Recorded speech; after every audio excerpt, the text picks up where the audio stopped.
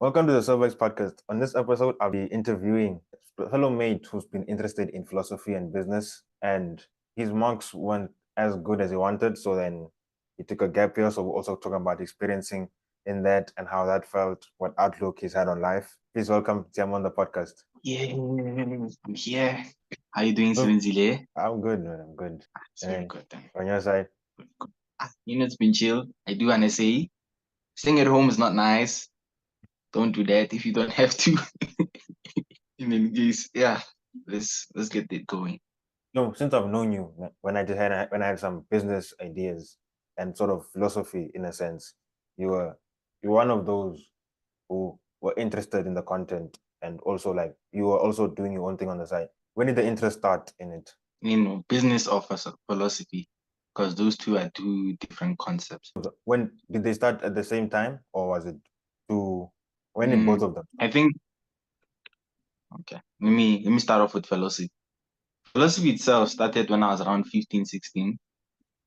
When you start, your brain starts to, develop and all that. I think that time during COVID when I stayed home a lot, I was on YouTube a lot. So I started listening to people express their ideas of the world and how they perceive it. So as that went on, it also expanded my mind on what the possibilities could be and how my thinking itself has to change to fit what's happening around the world. Because as you grow, your mind has to grow as well, right?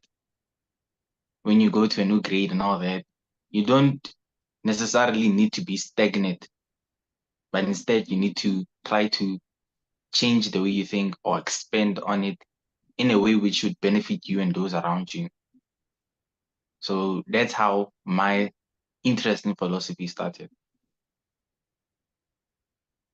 And then business necessarily started around grade 11, I think, somewhere there. I actually got interested in economics first before business because economics and business in some way form start to interlink because it's economics classes that link with business classes, or let's start with finance, then business. So they all interlink together to create an economical class. So then I got interested in finance and business as well because I wanted to better understand economics as a whole. You get me? Hmm. So then our friend in Divuane sent me a textbook on the basics on economics. So I read that book and I finished it. And with that, they sparked interest in how businesses can affect one's economy and how it, what is it called? I'm trying to use a big word here. It sound nice. But let's just say how markets become volatile, you understand, can be Hmm. affected by businesses and how they perform within a society. So that's when I started to, okay, let me understand what's happening in businesses. And then the business part started to intrigue me because like, oh, this is how it works. So if, let's say public businesses, for example, are not doing as well because public businesses are the most, and some of them are owned by, the government. For Yeah. example, ESCOM, and how Hmm. them not being able to manage within themselves affects our country, affects the businesses within the country, thus affecting the economy because the money is not flowing the way it's supposed to. So those are the things that I started thinking about. So your business side started from economics, and then Yes. with the economics, did it start when they were sent you the book, or was it before that? I think there was a minor interest, but what expanded my interest was reading the book. Yeah. Reading the I think book it's is what actually, was it around 702 pages? I don't know, my phone was around 1,200 pages, I think somewhere there. Okay, yeah, because I Took think he me sent me the same 2 weeks. book. He sent me the same book. That one, the basics of economics. I forgot the Yeah, author, but it's red with a white cover. yeah, that one. Yeah, You see? Yeah, that one. but So I never yeah, read it. I never read it though, but I remember the book. But I know I never really read. You're an avid reader yourself. I expected you to read if you had it. For me, with reading, right? I don't necessarily read a lot. It's more like if I have the chance, then yeah, I read. But I generally don't have the chance because there's so many things. There's so many other things happening. So it's more like life gets in the way. So let's say I'm doing something, right, sort of project, then that sort of gets in the way. Then I only get to read after, say, maybe 2 months, 3 months. So if I get the chance to read, I read. But then just that most of the time I hardly get the chance to read. And it's also worse with digital books because because when I'm reading, I prefer to read physical copy books instead of digital books. So it's much worse when it comes to digital books because I don't like them because like, well, first it's on the phone, so the phone has a smaller screen because it's much. Yes. The phone has a smaller screen. That's the first thing. But then the main thing is that you're not you're not physically connected with the book in a sense because then you're touching it through a screen, and then also on the screen there's also that feeling where because it's a phone and how multi-purpose it is, you won't think about the book as much because now you're also thinking about, let's say, the other apps that are on there like your WhatsApp, your social media, YouTube. There's so many other things you can do with the phone that even if you holding the phone, your mind goes to so many different places because of the many different things you can do on the phone. That's why I don't like digital Yeah, books. yeah, I know that. I know the issue. Oh, you easily get distracted. What's up? Pium. And then I'll come back. And you don't come back. So I do get you there. It's just a matter of convenience, I think, for me with reading books. Because with reading books, I get you need to buy the physical book one. And then after buying the physical book, you have to read it, I guess. And when you read it, you need the space. Sometimes people can disturb you, distract you, all that. So when I read a digital book, I find it convenient. Let me say to that. Because it's in my phone. So I don't need to carry it around. And I can open it anytime.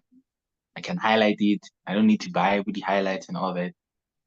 And in addition to that, preferably me, I like to get the summary of the book I'm reading first, get the basic concepts of it, and then read the book as a whole. I feel like that way I get more out of it. In my case, it's more separating it's going back to separating everything.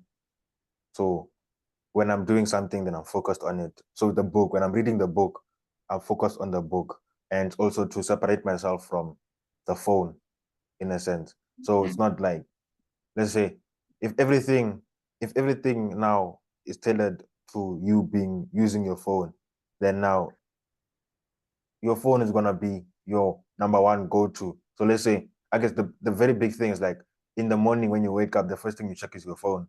And at night, the last thing you check is your phone. So that so once in a while I do that, but then it becomes a problem when now each and every I can't live without it because then now not because I'm checking the phone in the morning in the evening, but then if what that tells me it's like a indication. So if I have to check my phone every single morning, that means now throughout the rest of the day, that means now it my impulse control has gotten worse to the point where I have to check the phone every single time and can't just distance myself from it. So that's the main reason why. So when I have a book on the side, when I have, let's say, exercising on the side, and then you have so many other different things, it's now because when I'm in that, then I'm doing that. When I'm in there, so now that takes the time away from the phone, firstly, and then that also now allows me to focus on that one thing. Because say I'm picking up the book, the only thing I'm gonna do on the book is read, as maybe write what I'm reading, but then the only thing I'm gonna do is like literally read. Something exercise, I'm just gonna exercise. And then you just block out those types of, and then the phone now becomes more of a tool. Now you start to seeing the phone as a tool. And now you're not dependent, not your life, not the main thing that you have to do. So it's like I Okay. guess I saw one video I think a few years ago where I think Denzel Washington was saying that was sort of he sort of made a point, but then he's like, if you can't stay away from your phone, it's like most young people can't stay away from their phone for like a week, right? So like 2 or 3 years Yeah. ago, that's what I was practicing, to stay away from the phone for a week and make sure that it doesn't control your life for a week. Then after, so since that was a week, so now that's just been my routine. So even if now with phones being as big as they are, everyone using them, I still try to distance myself, and then by distancing myself as well, it gives you that headspace to think as well. And then even when you think, it's not phone based on what you're seeing on your phone, but it's what's around you, what you're feeling, what you're touching. So that keeps a sense of humanity, as in you're feeling a reality, you're in it, as opposed to Okay. what you're seeing on the phone. So you're trying to be connected to the world around you. Yeah, because I've also seen like most of what the reality you're seeing on your phone is distorted. It's Of easy, yeah, course. it's distorted. So, and also sort of like, you see, once you see people on social media, so more once people be on social media, there's like a so like social media has been linked, more social media use has been linked to higher levels of depression, or just that men, yeah, my high levels of depression, right?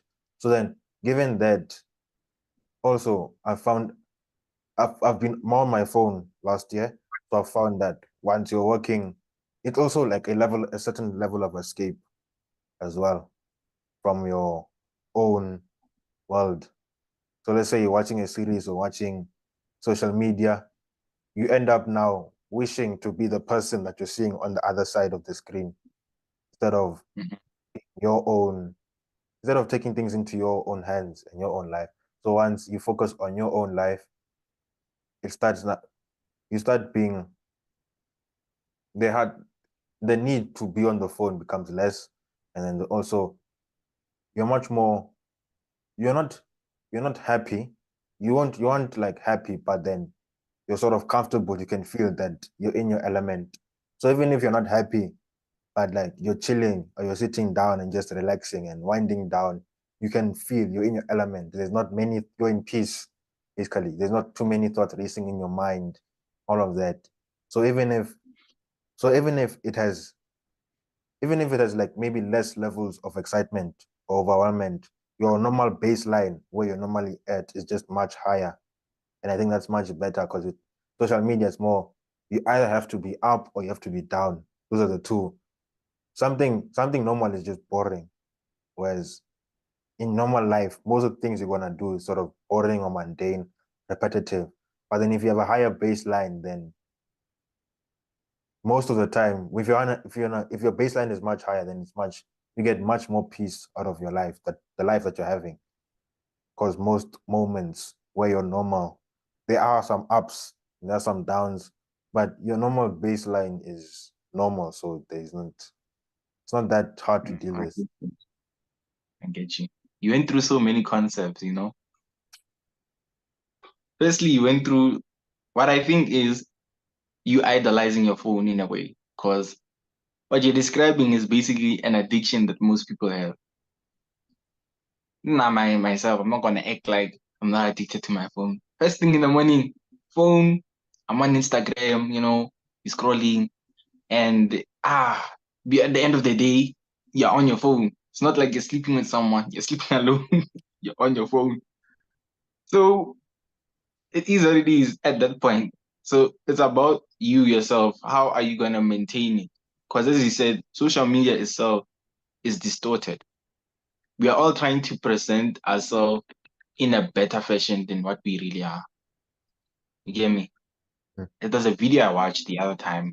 I forgot the YouTuber there. So I think I'll send it to you so that you can link it. I don't know. The guy was explaining how, for example, the ladies would alter their body on Instagram to create a facade. This is how they look on the normal basis. Or the influencers, these new influencer things, where I'm a 23-year-old millionaire, I climb a plane, blah, blah, blah. It makes you yourself feel like you're behind in life, you know? And it's something I learned with the gap year, where we all have our own pace. Not everyone can go at the same time. and get to the same destination at the same time. You get me? Mm. So it would be a matter of how do you yourself see yourself? Let me say it like that. How do you see yourself? Are you confident enough to say, even if this thing might take me longer than everyone else, I must still achieve my goal. I must still get where I want to be. You get me? Beyond that, the phone, I don't know, it's become integrated in your life. It's integrated. There's no way now that you're gonna walk around as a 20-year-old without a phone. It's it's not normal. You'll be perceived as unnormal. What's wrong I with actually you? want to Why try don't you that have a phone? because You I wanna wanna try take that? I wanna tell it back to the point where I'm without a phone. Because the only thing I need the phone, let's say if I'm on the laptop, because like let's say if Mm-hmm. I'm on the laptop, then I'm working, then it's easier. Then like my messages count as emails in a sense. So like when I'm in work, then I just answer the messages I'm in. Other than that, then I'm just off and busy. So then let's say if you're walking on the side, then you focus on the Yeah. walking instead of being on the phone. The only thing you perhaps need is a call. And then for a call, you have those small old phones. Just buy Yeah, something like that. Popatan. Yeah, just buy something Yeah. like that. Then you have your phone to call. Other than that, there isn't logically it doesn't really make there isn't much of a need to be on your phone. Then maybe you carry around a book to read. Then you sort. All right. I like your idea, ne? Let's expand on it. How many people are gonna do that? How many people are gonna do that? There Let's be aren't honest. many. But I'm just saying I want to try that because it just makes Yeah. it's like the next level in a sense. So I want to get Okay. like a next level of progression. So once I get to that point, then I know then it's like a achievement in a sense. Okay, I get you. I think it's that philosopher's mind. The next thing you know, 7 will be like, guys, I'm going to live in a cave for 1 month to get everything sorted, to disconnect myself with the world and connect with my soul. Sorry for the abrupt change. Is that the meeting stopped, and then when we did the meeting again, I forgot to press record again. So now we're back in this situation. But basically, I was talking about how I was I was slowly moving away from being addicted to my phone and having things in my environment outside of my phone and doing things outside of my phone. You were talking on how it's a good thing, but then you wouldn't be able to do that because you also feel that you're addicted to your phone. Okay. Let me carry it on from that point. So basically, like I said earlier, your life in a way revolves around your phone. So more often than not, most of your things are on your phone, valuable documents, basically a lot of things, people's numbers to call and all that. In addition to that, you have your TikTok addicts, your YouTube addicts. At least if you're on YouTube, you can watch this guy, at least, let's get these viewers up. Other than that, I think your phone can be more of an addiction based on what I've read and seen. If you look at kids, they're called iPad kids nowadays. Like they can't do anything on the iPad. You find them just there, iPad. Eating, iPad. You're traveling on your iPad. And then basically what I'm saying, what I'm getting to at this point is I believe that the majority of us in our generation are addicted to our phones. So whoever debates that, debate at will, but you have to support it with evidence. But then here's my Mm, question to that. Then. What do you think? What do you think that's how do you think that's gonna affect the next generation? How do you think the generation looks like from now on, given how let's say the millennials, which is what I'm saying, are the ones raising the iPad kids or Gen Alpha kids, right? So then, mhm. given that, and then us, say, I think with Gen Z in the middle, and then most of us, you say, are addicted to like the phone, TikTok, IG, those things. How do you think the future looks as transitioning now into adults? I think most of us have a warped sense of reality in a way that you see the world through their phone. Let's take Instagram, for example, how people they create a perception of a lifestyle they're living, which is not parallel to their reality or their real lifestyle. What's really happening behind the scenes. The people editing the pictures in a miraculous way because they don't look the same way they look on Instagram, for example. And in other cases, I think we slowly start lacking discipline or impulse control. Let me say it like that, because you you give into that urge of being on your phone all the time. So it creates that cycle of giving into things. Maybe that's what's the problem with our generation. We tend to lack discipline. We have a lot of information because of the internet and all that. But with that, a lot of information also gets lost because there's so much of it. You get so much of things that everything starts falling through. You get what I'm saying? Let me try to maybe put in an example. I know. Okay, Have I you hear seen you. how I hear maybe you. I hear you, but you can okay, go to example. I can what? You can go to example, but I hear you. Let's say Okay. for the you want to But explain for us viewers that don't you want yeah, to for the viewers that don't let me understand explain first. much, so you can Mm. make your. Have you seen how let's take a man and you give him a dozen apples and then you start adding on top of the dozen apples that he has? What started happening to the apples that he's holding? They start to fall off because he can't carry that much. Now let's relate that to your brain. Your brain can gather up a whole lot of information, but not at one time. So what happens then is a lot of things start to fall through the creases of your subconscious mind. So nothing actually gets attached into your brain.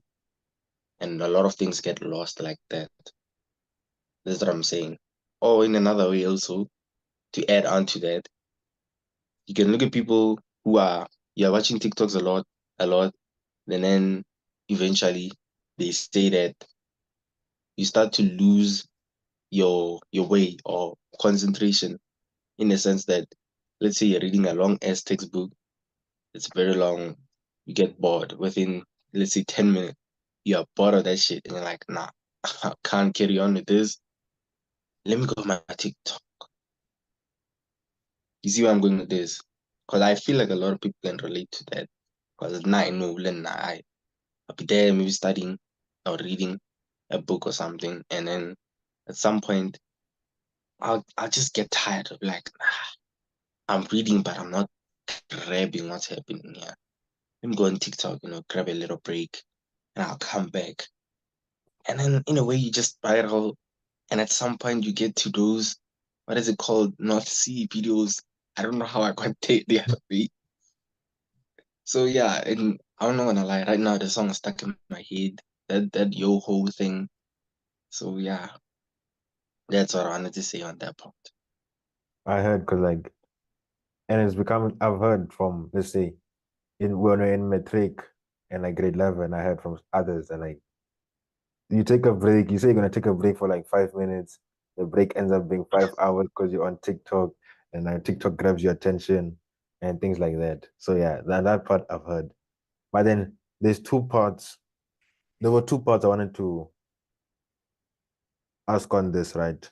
Is that there's one part. So like given let's say how we're in Matric and we're in a grade 11 Matric, like in school basically, and then you're studying. So then you're studying.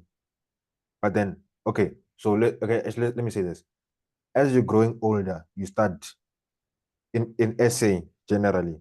As you grow older, you start seeing your your environment starts to reality starts to bear on you in a sense. You start to see reality more. Then that sort of pushes you out of the have you seen that pushes you out of the mindset of being on social media a lot? You think that social media isn't reality or isn't as real as you thought it was.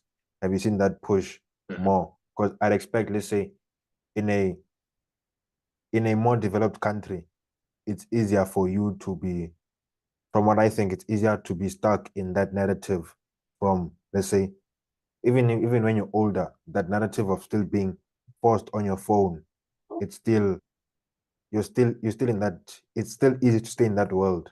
Whereas in, say, a developing, like SA, you're forced to like get your stuff together, because you can, otherwise you're not gonna be in a good situation.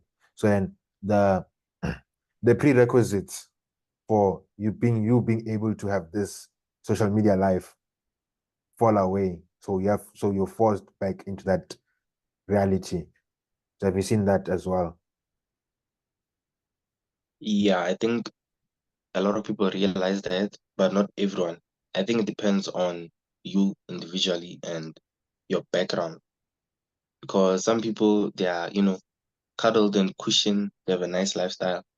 So whether things go well for them or not, it doesn't change their path. And then you have those people, because it is a developing country where you're going to school to learn, you get me, to change what's happening at home, for example. Or even if like your family's fine, to set up your own life, you get me. So when you start getting distracted from your path or direction in life, things start to crumble, and then you're put into that reality of you need to fix your shit, or else you're stuck there. You get me? It's tough. You can't be like those people in America where they're making money off TikTok and all that. It just doesn't apply here. Let me put it like that. We can even take it from another context, but it's slightly related to this. When I think of it, I think of most of the people I met who tell me about Forex. Not to downplay those who are successful in it, but the percentage of those who are successful is so low. It is so low. It is ridiculous. And you have them passionately advocating for it. Forex. I don't need to pause. All I need is Forex. I'm gonna ask you again, where do you see them now? And I'm gonna repeat this disclaimer. I'm not undermining it. I'm just questioning. Because at the end of the day, the world works with results, right? Whatever you do needs to bear an outcome, a fruit of sorts. If there's no fruit on your labor or hard work, then people are gonna start questioning, what are you doing with your life? What's happening there? So that's where I'm at with it.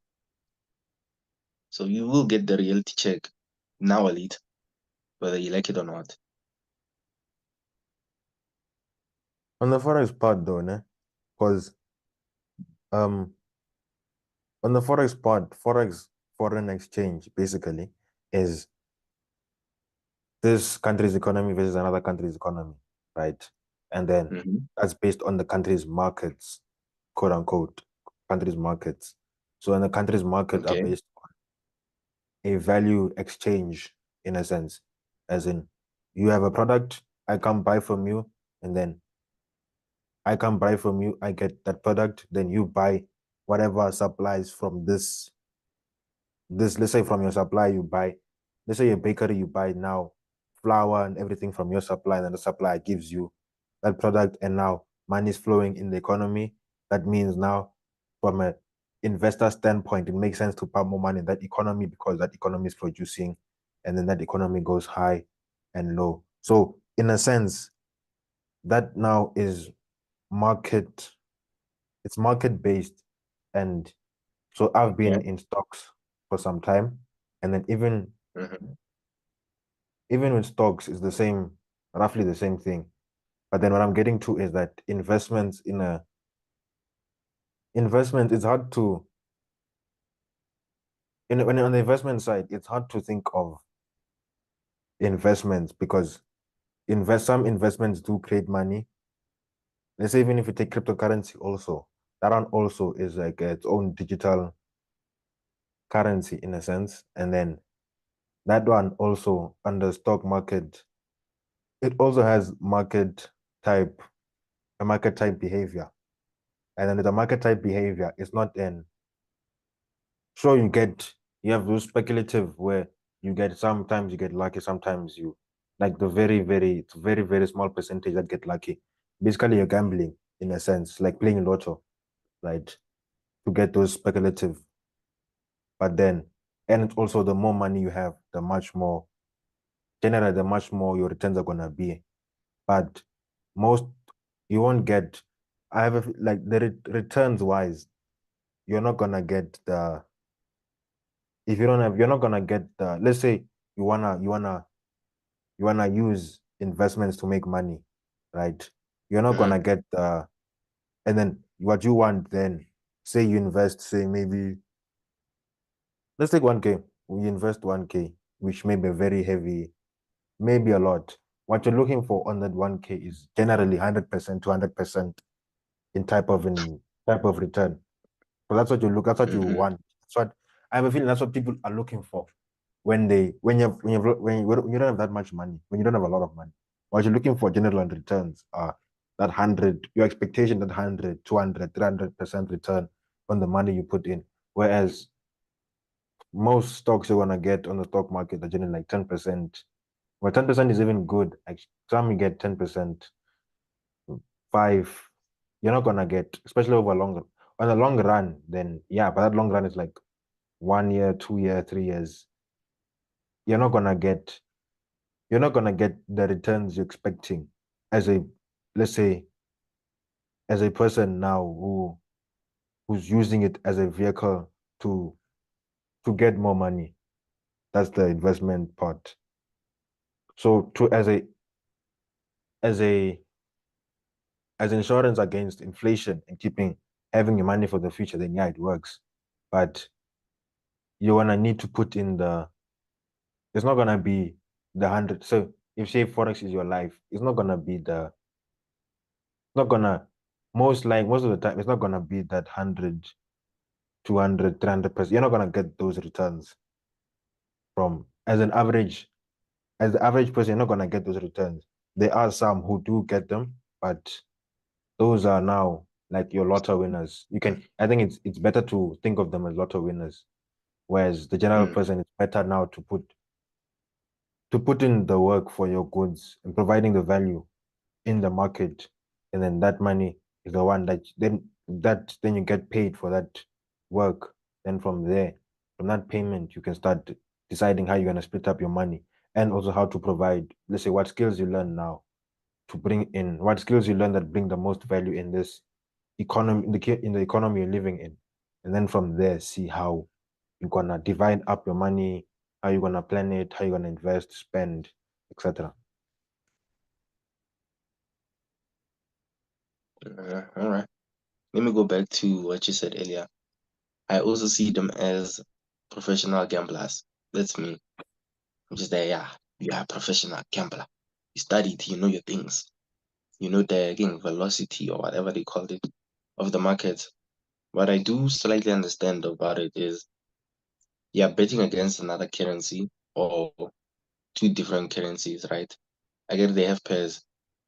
That's what I understand. And with that, the rand itself does not have a lot of weight within the economical standpoint. So I don't see them necessarily gambling with their own currency, but rather other currencies. And then to move from that and to touch on what you said as well, I think is that same thing we talked about on the social media aspects of they create that warped expectation of you're always gonna win, you're always gonna make this big money, you're gonna get 1,000% back. When in reality, it's not even that case. Like you said earlier, stocks is more stable because it's based on the company's performance, whereas Forex is more based on the market, and the market itself is unpredictable. So when it's unpredictable like that, you don't know where your money's gonna go. It can go your way. Sometimes most people are hit by greed. So you get greedy, say, yeah, it's that it's grown, it's like 1,000 something, something. Let me just leave it. And then the market now is like, oh, you think you're happy, let me just drop down, boom. And you just blew your account just like that. Quick. So that's what I'm saying. To me, it's professional gambling. You're just wasting your money there. It's not stable. Some people, it works for them, but it's a very low percentage. If you want to do it, that is up to you. But me and my understanding on, finance, even though it's small, is I'm not willing to take that type of risk. So yeah, that's why I stand on the forex part. Okay, but even on the stocks, right? Say we have so there was on a 40-year period. There was a study on a 40-year period, right? What they did was they had the most professional traders, most professional. So talking of stocks, right? On Wall Street, I think the most professional brokers. They set them up. They did their research. They did everything, right? 40 years, they did their thing. They came up with the best stocks. They put their money in them. They had a monkey, right? Choose randomly what stocks was gonna pick, right? And then over 40 years, the stocks the monkeys picked actually did better than the ones that the brokers, professional brokers, picked, which tells you that even people in the which tells that you can't time the market, and also the market is unpredictable. So even the best people who do this for a living, they can't time the market. All right. So if you're right on that, I'll do my own research there. I'll eat my words based on stocks. I'll eat it. If you're right there I'll eat it. Yeah, Because I don't but that want one was anyone on picking me. okay, but on that one, you have like your S&P 500. On that one, is like you can't pick individual stocks. It's true that in the type of, let's say, economical system that we have. So in the capitalist system, you get like growth, and then you have recession, then you have growth, and you have recession. So that's how you have, like, I think it's generally 5 years, but then it hasn't happened in the US because then there's like government has gotten involved, so like printing money. So in like 2020, so like there are a few Yeah, I ways. saw that. So there are a few ways to control it, is where you increase the interest rates to bring down the inflation rate, and that balance is another thing that governments do to keep the inflation rate from rising too much and causing a recession. Yeah, we So saw that. we haven't seen it, I think, as cause recession, because there's been governmental involvement in the US. That's what I know. There's been governmental involvement where they're printing more money, the stimulus checks, so they're giving money to help people, and that's the economic status. That's what capital is. There's a growth and there's a recession. But even on that case, right, with stocks as well, let's say S&P 500, which what it is, it's an index stock, and an index stock basically what that is so you pick your best 500 stocks, the best performing 500 stocks in the market, and then from there, what you do, then that's now its own fund. So that fund invests in the best 500 stocks of that um economy of the US, basically. So the best 500 stocks, Okay. and then it's like, so basically, if you're in what a good thing to do, well, this isn't do your own research. This isn't technically financial advice, but from what I've seen, a good tip would be to invest in the S&P index funds, because then they are it's a it's a range of different stocks. So it's not just one. So let's say if one goes up, the other goes down, it's still gonna give you a normal measure, things like that. So given that S&P 500 for like maybe 10 years, 15, it has been able to produce, let's say, a 10% return on your money. So with stocks, they have been proven to produce a continuous return over and over. So it's not that it does give you, it's not, and then there are some stocks where, depending on the type of business, because you get some businesses which they do what they need to do, and you get other, let's say your tech startups, which are just very highly speculative. So they could either blow up, or they could blow up, or they could fail because of the nature of the business. If you start a phone, you need a lot of funding, a lot of something, a lot of things. And then what investors invest in is now what they think it's gonna be instead of what they actually have. Then in a year from then, if it makes sense, then the investors get their money. If it doesn't, then it's a fail. Which is why, let's say, Silicon Bank failed. There's a like last year, SVB, Silicon Valley Bank. It was a bank that gave money to tech startups, but then now they couldn't give money anymore, so then they shut down. Economics is another thing. So Yeah. there's like, I don't so know. let's say, I'm not gonna. so when tech startups came back to receive their money, what happened was the bank didn't have money in the bank. That's because of fractional reserve. Because let's say you give the money 100% of your money, right? You give the bank 100,000, right? The bank only needs to keep 10,000 of that money. The rest it can loan out. So basically, Yeah, I said. yeah, that's fractional reserve. So basically, when other people came back, the bank didn't have enough money on hand. So let's say, and then that's how banks fall out. That's how banks fail. And then because banks are by law, they don't have to keep. They can. So let's say you give them 100. You give them 100 rand.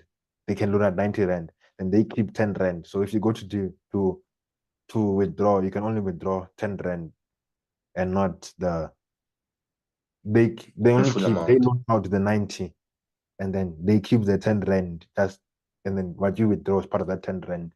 Then they loan that out. Mm. So yeah, so anyway, back to my point, when SVB collapsed, then now that was a big thing in the tech space, because that's what gave the tech companies their funding. And that's important for tech companies, because with tech companies, they get their funding. There's a lot of funding necessary to, and there's a lot of hype as well, because now you're creating, like, let's say your smartphones, your AI, your tech products in general. I'm not sure right now what the lens space is, but tech products, I think AI now is a new boom. But in tech products in general, they have that hype. So even if, let's say, you're starting a business, then it's highly speculative, because it's not the banks aren't really sure that you're gonna make the money or the product proper that's gonna work. But based on the hype, they invest on it. That's highly speculative. That's a very high risk, high reward type of thing. So Yeah. there's those types of companies, and then the others where they just do their own thing. So even if you like a low risk, low return, so you're guaranteed, let's say, a 2%, 5% return on your money, on funds Your that investment. yeah, those types of things. Okay. You touched on a lot of topics, ne? Now, to clarify, this is based on what I've read, ne? What I've read in books and all that. So basically, the money that they have right now is not backed on gold. Mm. So I don't know how they're printing money just fell out of the sky. I think maybe that's why also the currency right now is a bit more volatile. This is what I think, my perception on it.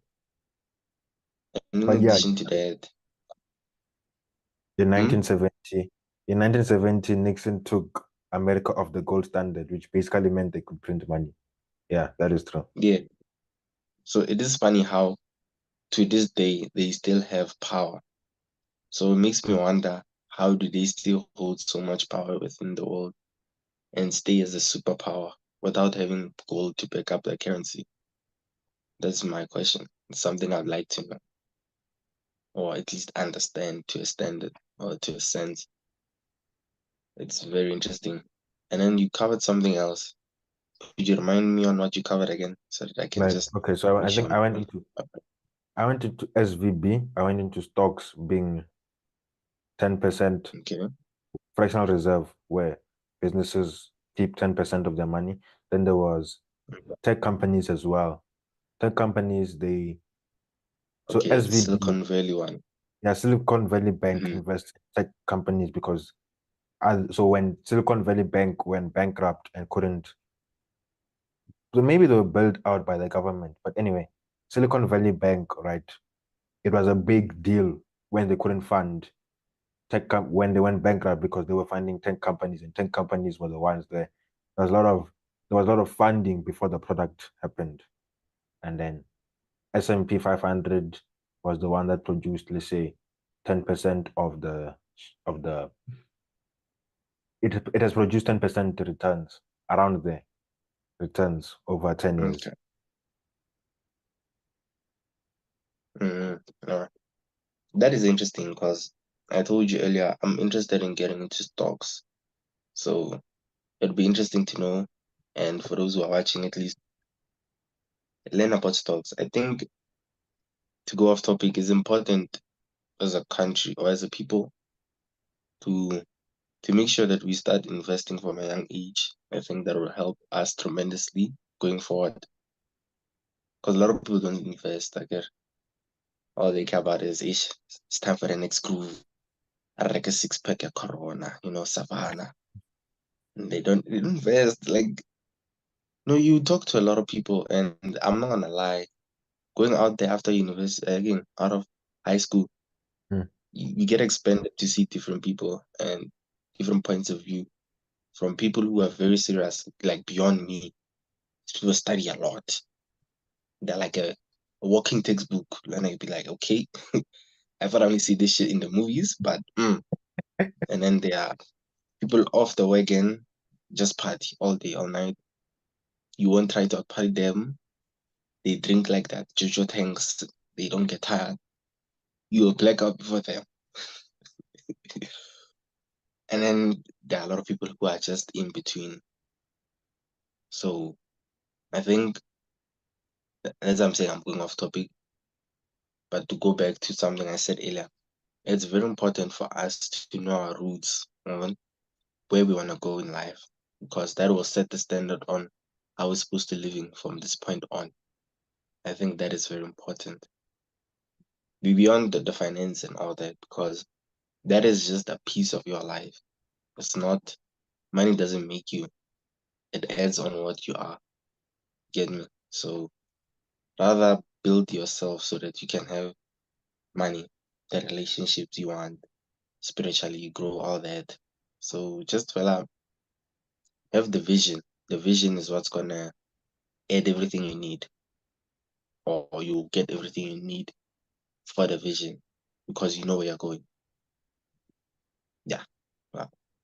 On the investment part, I guess you're right that yeah, a lot of money.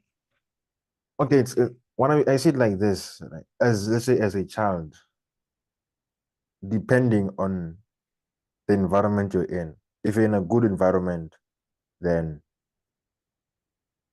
well, I suppose decent environment.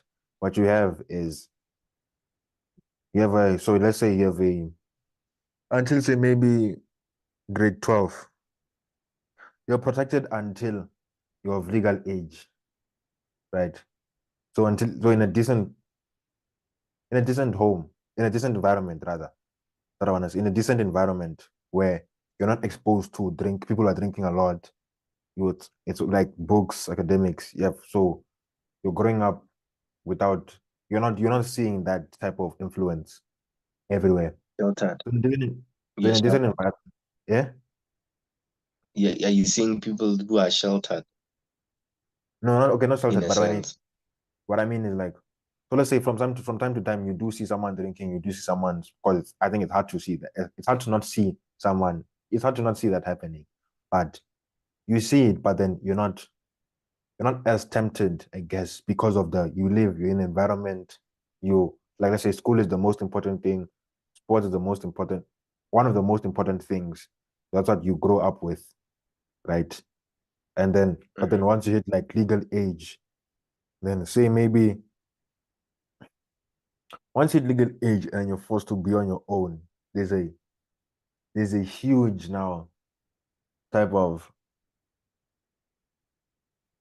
there's now a huge it's hard to avoid it. It's hard to avoid not seeing someone in that environment. And then the more let's say when you're creating something for yourself, right? And then it's hard to not when you're creating something, because let's say you're in a decent environment, right? And then now you step out of that to create something for yourself, you're generally gonna go to a lower status to build, right? And then in that lower status, that's where you get exposed to the alcohol, the drugs, substances, or just meet people who do that and it's just part of their lifestyle and they're normal with it. it's hard to. There's just now a much, I guess, greater temptation, in a sense, to do it.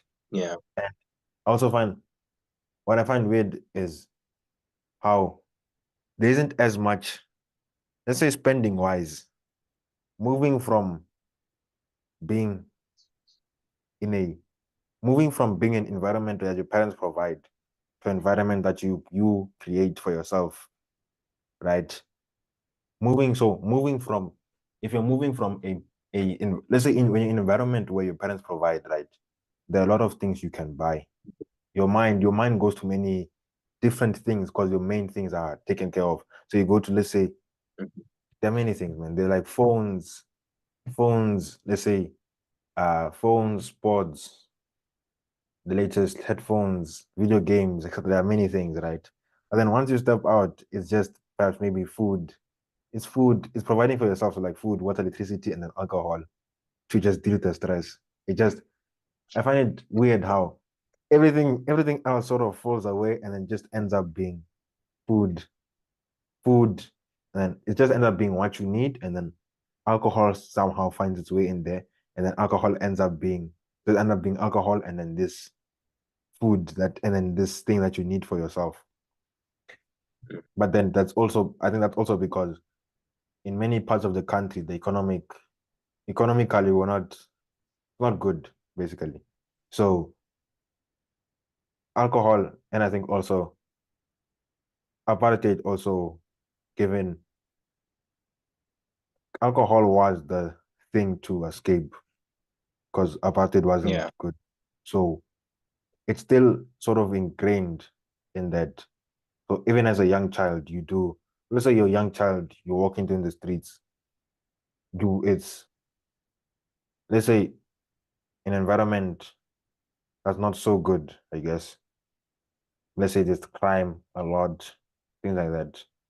Then you see alcohol, you see smoking, you see drugs everywhere. And then you end up taking it from a young age. And by young age, I don't mean like 15, no, I mean like 7, 6, 5. You started drinking, you Mhm. started smoking. Or even just tested it out in like 5, 6, maybe even 3, 3, 4. That's when you're testing it out. And you just grow old. And then let's say at like family, and then sometimes perhaps you don't wanna, let's say an uncle, right? You're with an uncle, and then uncle is drunk. The uncle sort of pressurizes you to drink, right? And then you don't want to drink. You don't want to not drink because it's your uncle, so you don't want to have that pressure. So like, there's that type of, you don't want to like kill the mood, in a sense. That's how you end up starting it, and then perhaps maybe and then even if you don't, once you hit your puberty age, if you're exposed around it a lot, in once in late teens, okay, not maybe late, in mid teens, I guess. So from maybe like 14 to maybe say 17, 18, perhaps, you get that. That's where now that's where a lot of escaping happens. You want to escape from your life. There's so many changes. You want to Mm. escape. You want to escape. You want to fit in. And then that's where I also feel that it comes in as well. Yeah. So on the financial front, right? So back to Okay. financials. On the financial front, that becomes now that becomes now ingrained. So you're not thinking about, and another thing, I guess, with investments, it goes back to the point where you're not gonna get your 2,000, you're not gonna get 200, 300% return on what you're investing. It's gonna be the 10%, 20%. That 10, 20% is gonna come after who knows when. And let's say, and what you can invest generally for most people, you say 100, 200 here and there. Let's say investing 1,000, you find you only get, I don't know, like you invest in 1,000, you only get like maybe 200 after a year of your returns. And even let's say Mm. dividends, let's say you invest in a dividend stock, which is, let's say you hold a stock, right? And then they pay you quarterly or biannually, which is 6 months. They pay you money for investing in that stock. Even the money, if you're holding in, let's say 100 rand in a stock, or like, you're only gonna get like maybe like 12 rand. You can't buy much with that. So on the financial side, That's the way I see it happening. That's the landscape. That's the way I see the landscape as it is. Hey, all I'm hearing is life is very difficult. That's what I'm hearing, to be honest with you. Because there are a lot of aspects you have to think of. And what I wanted to say earlier was most of the things we're talking about are covered in LO. They don't drink, it's escapism. And we never took LO serious. We just there, what is this thing telling me? Waste of my time. I have to read But this. okay, but on Oh, this is I hear you, but like of all the subjects, right, in the school system, I feel LO is the worst. For me, okay, for me, it it is. was my worst subject. It was my worst subject. That's the one I hated the most. But even so, that's what I mean when I say it's the worst. But from the way I've taken LO as a school subject is that it's sort of, it's repetitive. Yes. So problem is that, right? So let's say in English, right? English perhaps is in English, in maths, in physics, there's always the new next level that you have to understand this or you're gonna fail. I think Africans as well, there was always a step level where I don't understand what's happening. I don't understand what they're saying. There's always that next step where, so let's say in grade 8, you don't understand, but you find your trick. You go to grade 9, that trick doesn't work anymore, so now you have to find a new one. There's always that next step, so you're forced to be in the work. Whereas with LO, always new is the same thing. There's HIV, there's AIDS. Next, there's somewhere there's like time management, somewhere there's like um something sexual, somewhere there's it was always the same, I guess. So, and the problem with that, I guess, is like it never felt like there was a like a level increase. So I guess, and the worst part was that it was sort of common knowledge. The problem with common knowledge Yeah. is like it's assumed, you always kind of know it and it's assumed, and then that doesn't push you. And then problem like I think common knowledge is that if someone asks you the question, you can answer normally, but then if you're in the situation, it's not the same. So I think that's what maybe if it was a challenge, that's what the challenge gives you. Because if the challenge now it forces you to think about this, and then when you think about it, it's in your mind. Whereas with LO, it was common knowledge, so it didn't challenge you. So it's always you take it for granted in a sense. You'll be surprised how many people like common knowledge, ne? But common, you'll be surprised, I'm not gonna lie. Then I think if you're put in certain situations or circumstances, you'll lack common knowledge because you're stressed out. Let me say it like that. But yeah, LO in general, to me, is common knowledge. I got bored. I took it as a part of English. So I took LO as English, and then the worst subject in the world, EGD. I don't like that subject. There's nothing that irritates me more than being 2 millimeters off. You know the frustration. You know it very well. Now your When lines you don't have to connect, man. remove the yo, I'm so happy. I'm done with that. I was one of those people, I wanted to burn my drink board. I was so happy. I was like, I'm done with this shit. I am done. No more will I suffer from a pencil. That subject was the one. But to go off the lightheartedness, I can only imagine what people at university are going through doing EGD on a university level. So I wanted to ask, I don't know if we covered this area. Would you go on NSFAS based on the current circumstances?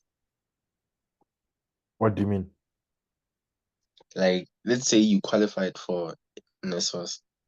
Would you go to it or would you prefer going for a bursary? A bursary. Why? A bursary just gives you much. A bursary is basically you and the company. So you kind of guaranteed it. For most bursaries, you kind of guaranteed a job afterwards, given that you pass. Given the requirement to pass, you're guaranteed the job. You're in the system, so you guaranteed the job for 1 year, for 2 years. You already have that work experience, basically. The work experience that done the entry levels after graduating for 2 years, 3 year work experience when you just graduated. You already get out with that because you're working on a bursary. And I guess a job, a starter job is underrated, but okay, I don't think it's underrated, but then I think it's I don't think it's underrated, but basically with the job, what the job gives you is once you're in the job, once you're in the company, you're able to move around in the company. The type of thing is like a like soccer trials, basically. Soccer trials, once Okay. you're soccer trials, you fight for that position that you're in. Let's say you want to play midfielder, right back, left back, wherever, right? In that, if you say I'm gonna pick left back, that's what they evaluate you on. And now there's like thousands of people evaluating on the many different positions, and it's gonna be harsh, right? But now, let's say you get in the team, you're in the team, you're training with the team. 3 months down the line, you went into position for a left back, right? So you're in for a left back, Okay. but let's say left winger is injured, right? Left winger is injured, you're left footed, they put you play left wing, you move around, you play left wing. They say the coach can see you're good at the ball. They put you midfielder. You're tall. They put you center back. They see you can score. They want you to cut in. They put you right wing. So you move around. It's the same with the company. Once they see who you are, you're already in. Once you're in, you're in. For most, I think, with the job, once for some of them, from what I think, when I think about it, it makes sense that once you're in, you're in. So because they know you, they know you, there isn't as much hiring involved, there isn't much interviewing. They just know this person was here. Then you have a manager who can vouch for you. That manager says this person is good with this and this. And then now you're in a new role. Even let's say after the contract expires, you just move to a new role and you're sorted in a sense. You have the job. That's what I mean. Maybe not sorted, but you Okay. have the job, which is better than To go slightly off topic, no? Have you ever tried to apply for like a holiday job? I have I have I have like I have on like your LinkedIn and Indeed and those things. But I sort of like, let's say start of the holiday, I apply, and then after that I'm not touching Mm, holiday jobs and I'm not touching applications anymore. That type of thing. So let's say we came mm, back from holiday. I sent I think like 2 applications. After that, I didn't I sent 2 applications was for copywriting. Then I sent in my like sort of testing script, everything, did the test.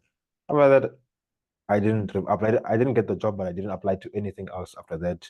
Just focused on my own thing. So it's like that. I applied like a few, and then after that, I applied at the start, and then so let's say holiday comes, I'm probably gonna apply, and from there I'm not touching anything else because that's when I'm The focusing on reason, the YouTube and whatever on my own things.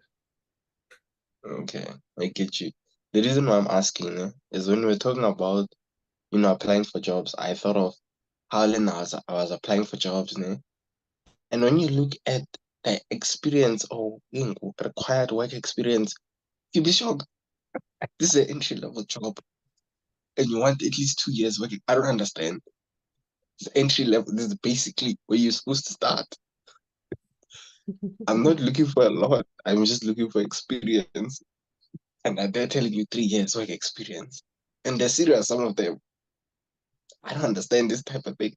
The work market no longer does not make sense. I'm not gonna lie to you there. It does not. Maybe now I'm not, up there yet. But just looking at it from this point of view, I'm just wondering what's gonna happen to a lot of people once they graduate. You get me? Because some people they'll have you questioning the degrees they're studying, They will have you questioning. But yeah, that's the work climate, I guess. I haven't done any research. I haven't done proper research on how to properly defend myself against that. But Mm. that is, but I've seen a lot of me. So I've been on LinkedIn for, I think you also know, I've been on LinkedIn since like Mm. 2022, May, grade 12, and I created it. So I've been on LinkedIn. I've seen the memes where entry-level jobs now get. So I've seen the memes. So I know, yeah. Even in tech jobs as well, there's like I've seen the memes where like 3 years work experience, 5 years work experience. Some memes go, let's say 10 years work experience for an entry-level job. So yeah, I've seen the memes, so I kind of know about it, but I haven't done proper research on how to protect myself against it. I guess one Mm. thing though that they do here is like you have your internships. So first thing is like internships, apprenticeships, that, and then there's also um. So let's say you were talking about, or another thing, let's say university, right? Whatever projects Mm. you're doing, you include them as work experience. So in my so whatever, so let's say I'm doing engineering, right? And then in engineering we have Okay. projects, and then in those projects we say you include that as your work experience because that's related to, let's say that's since it's degree related, it's gonna be in a way related to the job you're gonna apply for. So that counts as work experience or as projects that you've worked in. So those type of projects are what you can add on to your CV as an entry level to to beef up your CV in a sense. Mm-hmm. You know how to create a CV, but like a Hmm? good one. You know how to like create a good CV. I mean, that's another one. I've not properly researched it, but I know I've not like sat down and actually written down but off the top of my head, there are a few things. Just that when it comes to executing, it's not the same. But if when like once I sit down, actually like plan it and then research properly as well. Because there's also like AI. Um, so there's kind of through AI, and then through AI you need keywords in your CV. Mm. So I sort of like I'm in and out with knowing them. So I have to properly write them down.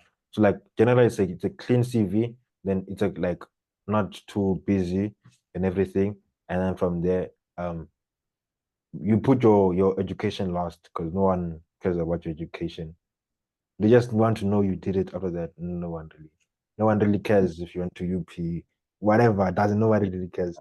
So you put your sort of work experience, your projects first, your skills, and then you go down like that, and then you can put your education last, that type of thing.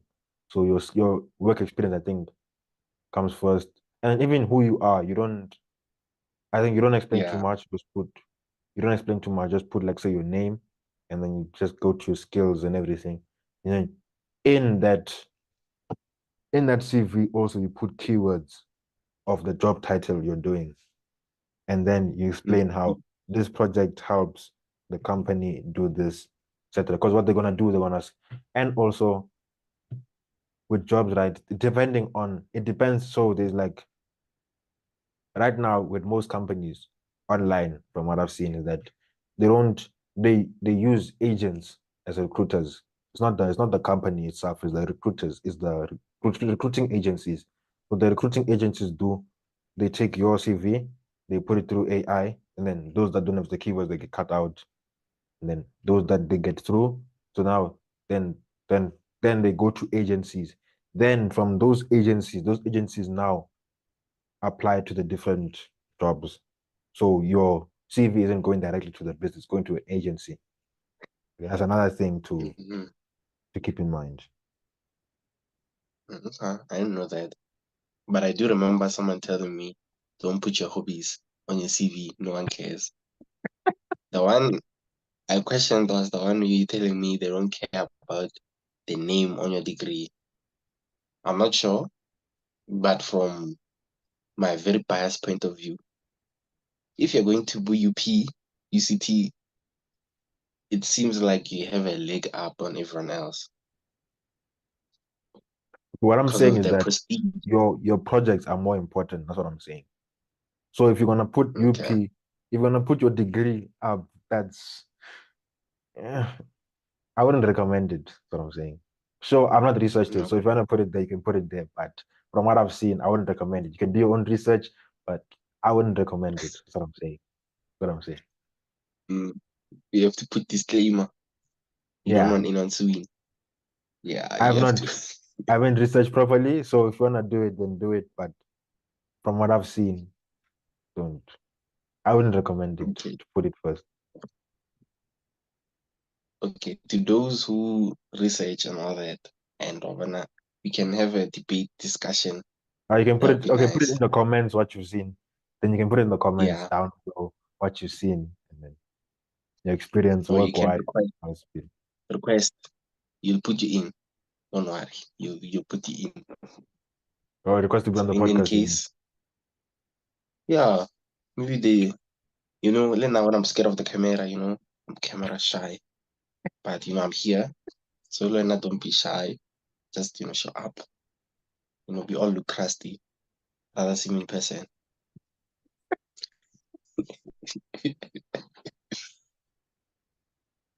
Anyway, do you think you have enough content now? Mm, Or you still I don't want to know. diversify? Yeah? Or you still want to diversify? I think I got about 15 minutes. I don't know, because like last time, right, we went into like RCL. Like last time I went to university, went to NSFAS, went to schooling systems, and then RCL and Matric, your outlook on life. And yeah. We have 10 minutes, ne? So I think that question, I can summarize it in 5 minutes. I don't want to rant and give people a dialogue. Some people's attention spans, they clicked off at this point, not to offend anyone, but then I know myself. So, Matric RCL. Okay, yeah. Okay, so like, oh yeah. So we're talking about the job market as it is, but then I guess a question someone in Matric right now would be asking is why? Why would they? Why is there so much pressure in Matric? Because from your point of view, what do you think? Why do you think there's so much pressure in Matric? And also, how was your Matric experience, given that, and how has that influenced? How does that influence the answer you're giving? The answer I'm giving. Oh, okay. See, I don't want to say things, ne? That will be taken out of context. You're fine, you can I say told though. you earlier, ne? No, no, no. My thing is, ne? The things on the internet stay forever. So I have to be careful of what I'm saying. But basically, Matrix pressure is a lot of the work is covered in the first 4 months. After that is revision. So you're working your ass off the first few months, and then you're gonna get humbled at June. You're gonna get humbled again at prelim. That one is a guarantee. Asking one, prelim will humble you. No makanchan. You're smart, you're not smart. It'll humble you. I trust it.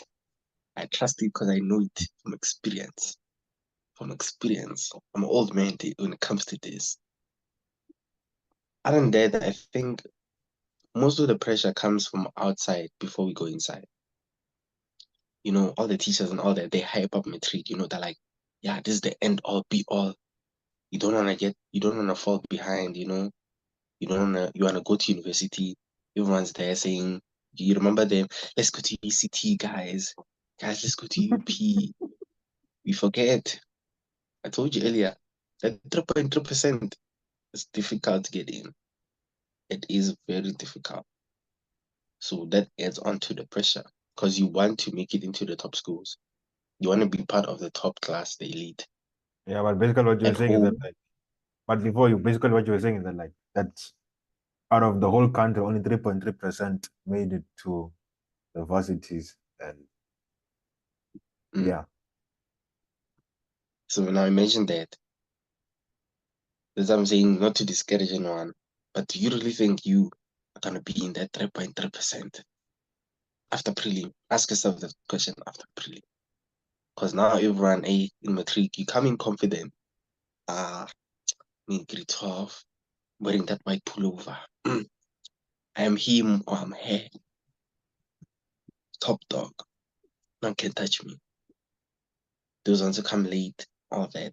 But you see, I'm starting to rant. Let me get on point. So pressure. I'm gonna start with internal pressure. You wanna be the best. Well, to those who care, let me put it like that. To you who care, you want to get your shit in order. You know where you wanna go. So wherever you wanna go is pushing you to get there.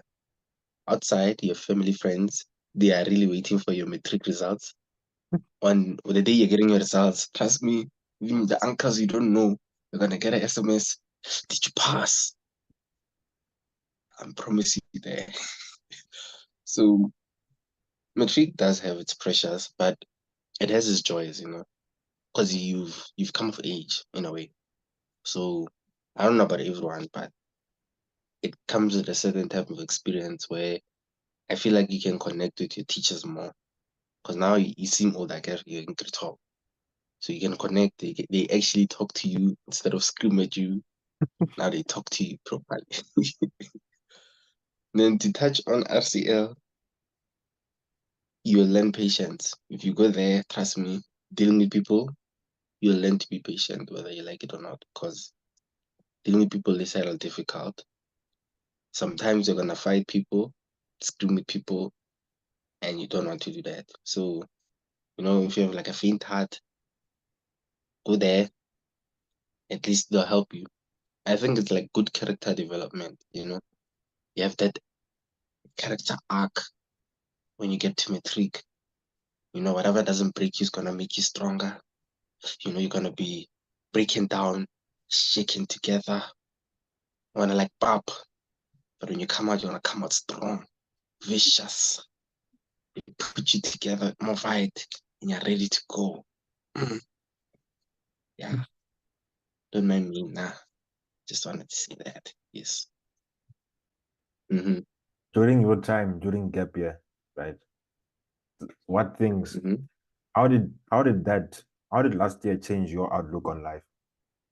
How did it Okay. change? How do you see life differently now?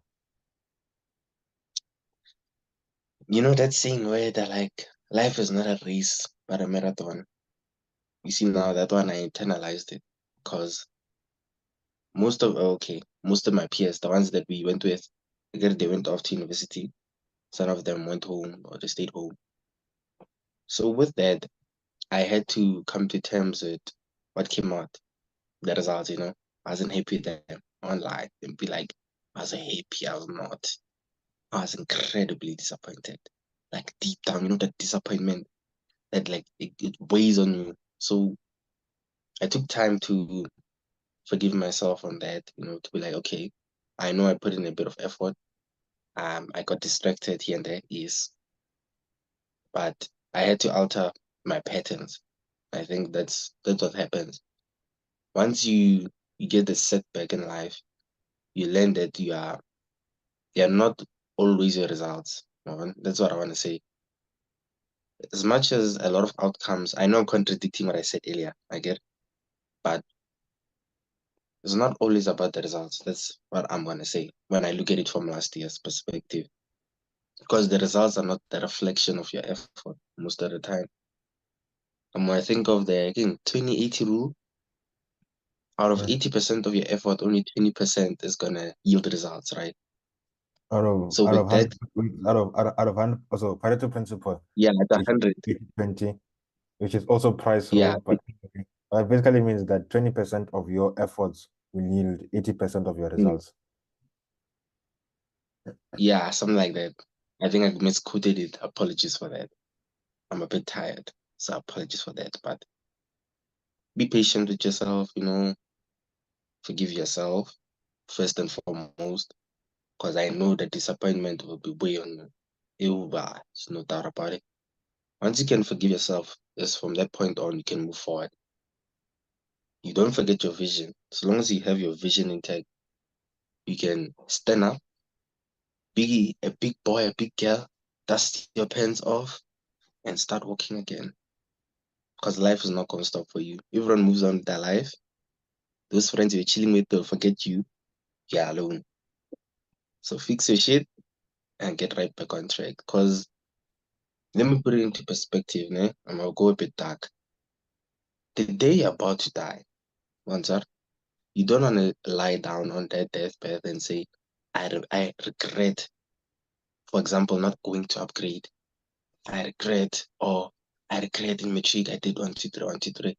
Whatever you do now will reflect in your future. So do whatever you can to make sure that before you die, you've done all you can to be happy with the person that you've become. That's all I want to say. Yeah, I want a quotable, Yes, that's what I want, quotable. Okay, so given everything that you said, right? If there's one thing you want someone to take away from this podcast, what would it be? What would be the one thing, given your experience gap year, Matric, you've been an RCL, and just your view now, what would you want someone to take away from this episode or from you as a person? For me as a person, that is a deep question. People undermine that question, but what to take from it. You are stronger than what you think. I think that's one thing I'd say. You are stronger than whatever you think. You become what you believe. I think that's one thing I would love everyone to believe and understand, that whatever you think, you become. So be careful of your thoughts. If your thoughts are all negative and gloomy, your life will be a reflection of that. You become negative, gloomy. Your life, you have a negative, gloomy. You will not be a happy person.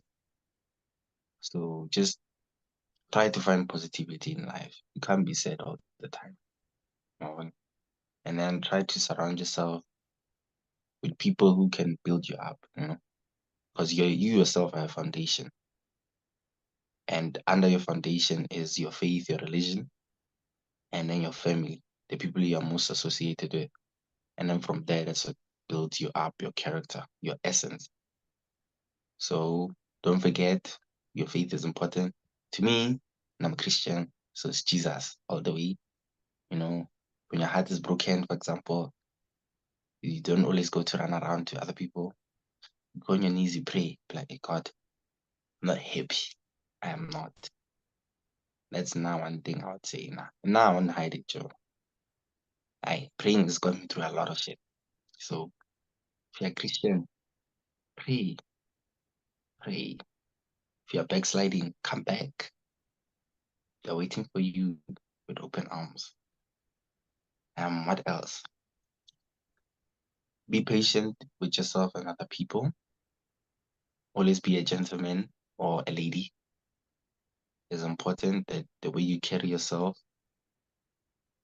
is seen by other people, because that can get you through a lot of things. It can open relationships, new people. It can be a step forward. Let me say it like that. And yeah, I don't know what to add from there, but yeah, I don't know what to add. And Just I agree. I agree with you on your message. Now a few that okay. like The last stick one, out. Yeah. last one, yeah. I think it was the first one where you're saying you're stronger than what you believe. That one, yeah, definitely. On that one. Because there was a time in Matric, I think it was June, right? On June, I felt like I was gonna go insane. I think so we're in the middle of the exam month type of thing. I felt I was gonna go insane, right? Then I got out of there, then I'm like, if I made it past this, there's no way.